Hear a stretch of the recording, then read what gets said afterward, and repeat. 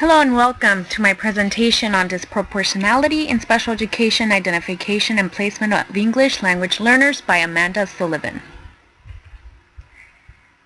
The purpose of the study is to explore the extent of disproportionality in the identification and placement of culturally and linguistically diverse students identified as English language learners in special education. The study was designed to examine the representation of students identified as ELLs relative to their white peers over an 8-year period. Literature review explains that examination of school characteristics and educational outcome reveals pervasive disparities in resources, opportunities to learn, and attainment that disadvantage CLD students relative to the mainstream white peers. Latino children of foreign-born parents were more likely to be identified as disabled, especially when tested in English, and that the referral and eligibility reasons were often related to the language proficiency.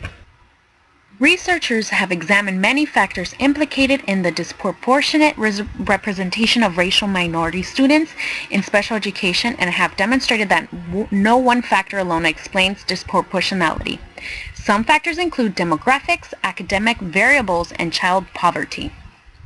According to the authors, a somewhat paradoxical pattern of overrepresentation and underrepresentation seems to exist in the United States, presumably because both underreferral and overdiagnosis occur because of the misunderstandings of the educational needs of the students identified as ELLs, poorly designed language assessment, and weak psychoeducational assessment practices. This is due to decreased language support services as the students progress through grades, noting that students with less native language support were more likely to be served in special education. Lack of effective instruction negatively influences assessment results, which are further confounded by the fact that tests designed for native English speakers may lack reliability and validity with students identified as ELLs.